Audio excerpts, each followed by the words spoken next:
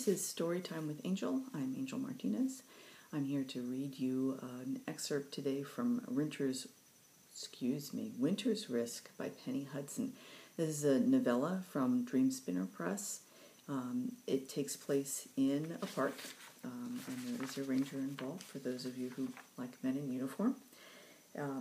What we have here, the blurb says, veteran park ranger Alexander Doyle is tracking a nuisance bear when he runs across obnoxious environmentalist Martin Ramirez. He and Martin have clashed before when Martin and the protesters under his leadership ended a plan to expand the network of paved trails and improve accessibility. Given a choice, Alex would rather face the bear. When the dangerous grizzly attacks them and Martin is gravely wounded, his only chance of survival is Alex's determination to keep him alive through the night. But they're stranded miles from any hope of rescue, with the year's first snowstorm coming in fast. So the excerpt that we have today, it's set after the bear attacks Martin.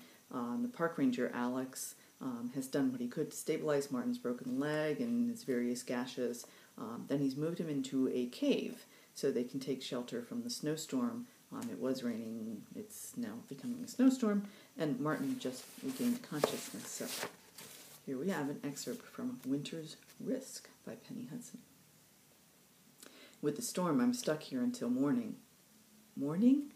Martin looked stricken for a brief second before he suppressed it. That's a long time to wait. I know, I'm sorry. Alex squeezed his eyes shut, trying to make himself say the words, but he just couldn't. It wasn't happening. Martin realized anyway and laughed at him, which really didn't help stave off the awkward moment. Finally, Alex got the words out. We're going to have to share a sleeping bag. Maybe they could just be adults about this. It didn't have to be weird. They could keep it professional. Cuddle up, Buttercup, Martin invited with a healthy dose of sass. Or not. Alex cracked one eye open, saw Martin grinning at him, and shut it again. Don't call me Buttercup, he growled eventually. I'm fucking cold. Get in the sleeping bag. I promise I won't molest you. I'm really not worried about that, Alex snapped. The sounds of rain tapered off. Alex shone his flashlight outside the cave and saw the rain had been transformed into snow. Brilliant. Martin shivered again, shaking the sleeping bag. His breath was visible in the low light, a little cloud of smoke that glittered faintly before vanishing, only to be replaced by another. It was only going to get colder. Martin wouldn't survive the night alone.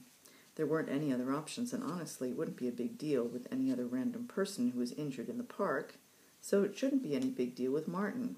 But somehow it was. Alex buried his face in his hands and groaned. Fuck. Not right now. I have a headache, Martin retorted, shivering again. Alex laughed before he could stop himself. Not fuck, you ass. He rubbed his face. I cannot believe this. You want this sexy bod. Yeah, that's exactly it. I arranged for that bear to shove you off a cliff just so I could get a chance to see you with your shirt off. Wouldn't surprise me. Never trust the man. You're such a fucking hippie. Alex threw a few more sticks on the fire and moved his rapidly depleting pile of kindling over so he could toss more sticks in later without getting up. There wasn't really room for both of them in the sleeping bag, and really, there wasn't going to be a comfortable spot for him to lie, but leaning against the gash on Martin's side would hurt less than accidentally bumping his wrecked leg. He tried hard not to think about what this was going to do to his back. Martin was on his foam pad and slightly warmer and more insulated because he was off the ground. Warmer and more comfortable. Alas, it wasn't big enough for two. Alex sucked it up, made a mental appointment with his chiropractor, and shifted a few loose rocks out of the way in preparation for his exciting night sleeping on the ground. Alex unzipped the sleeping bag, grateful he had bundled Martin up with the zipper on the outside, opposite side from his mangled leg. He ignored Martin's shaking as the chill air hit him.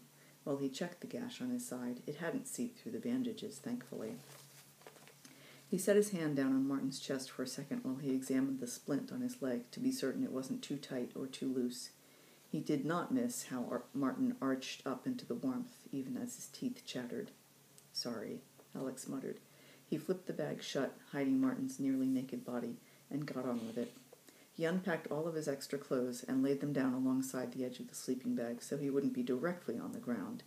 The thin layers probably wouldn't help much, but the cold ground would pull the heat right out of his body. He set his poncho aside to use as a blanket. Alex tried to get over his sudden attack of body shyness as he unfastened his belt and kicked his trousers off. Absurdly grateful, he always packed clean boxers for each day he planned to be out.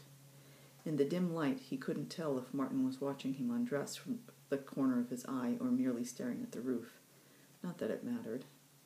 He unbuttoned his plaid shirt and opened it, absently tucking the sides back. He felt his nipples tighten in the freezing air as he knelt down. Now he could see Martin eyeing him, not even being subtle about it, checking out the tattoos that covered his chest. Alex kept himself from crossing his arms and held still, letting him look for a moment before inquiring casually, "See something you like?" Martin blushed and looked away. "Sorry." Alex lay down and gently tucked his feet into the bag, shifting so he was directly against Martin's side. "Tell me if I hurt you." This was going to be so awkward. He slid down, careful not to shove into Martin's broken leg. "God, your feet are cold," Martin hissed at him. Alex chuckled and reached around behind himself to tug the zipper up as far as it would go, which turned out to be around his waist. He draped trousers and poncho over his back on top of his jacket and resigned himself to an uncomfortable night. He settled down onto his side with his legs pressed against Martin's in the barest space between his chest and Martin's side. Alex laid his arm across Martin's chest. There wasn't anywhere else to put it, but he did manage to find a spot between the cuts and scratches. Martin seemed to realize how uncomfortable he was. He grinned over at Alex and waggled his eyebrows invitingly. "Huddle up, honey buns," Martin said with a cheerfulness that belied how cold and injured he was. "You're letting out all the hot air." "Don't call me honey buns, either," Alex groused, but did as he asked, inching over so he was leaning completely against Martin, touching from toes to shoulders. The bare skin of his chest made contact with Martin, and Alex tried to beat down how good it felt to feel a man beside him again. That was absolutely not an appropriate thought. Alex took a second to arrange his open shirt half over Martin's chest to help trap their body heat. Between the sleeping bag, his shirt, jacket, and poncho, they were both covered up to their chins. Maybe they wouldn't freeze. "Is this okay?" "Nothing about this is okay," Martin sighed, leaving a tiny icy puff in the air. "But if I have to be in excruciating pain, trapped in the backcountry, and snuggled up to one of my arch enemies, it's not as bad as it could be. I mean, if you weren't there, I probably already would have died down in that ravine as soon as the snow started." "Glad you're being so logical about this." Alex started to relax despite himself. It had been too long since he had felt someone next to him. The circumstances weren't ideal, but there was just something about the comforting feel of someone right there. He waited patiently, just breathing, as Martin gradually stopped trembling, and he tried to puzzle out Martin's previous comment. "What do you mean, arch enemy?" Martin looked over at him, disbelief written across his face. "You're kidding, right? You had me arrested." "What?" "Twice, in the same day." "I think I would remember." Then suddenly he did remember, and considering the way Martin was glaring at him, Alex felt just a hair uncomfortable.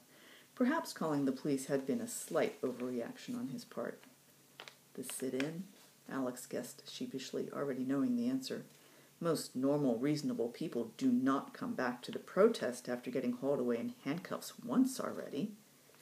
"It was just a peaceful demonstration," Martin protested tartly, like it had happened 2 days ago instead of closer to 2 years ago. Alex overrode Martin's complaining with his version of events, which was obviously more unbiased.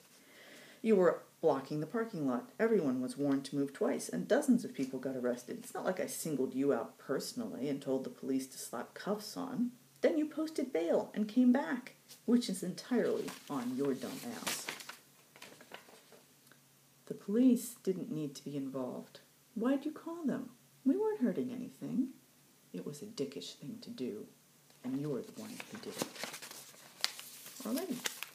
That's our excerpt from Winter's Risk by Penny Hudson. That is from Dream Spinner Press. As usual, I will have the cover, which is a really nice Paul Richmond cover, below with the links to Dream Spinner and Amazon and all of the usual suspects. This has been Storytime with Angel. Thanks for coming. Thanks for listening.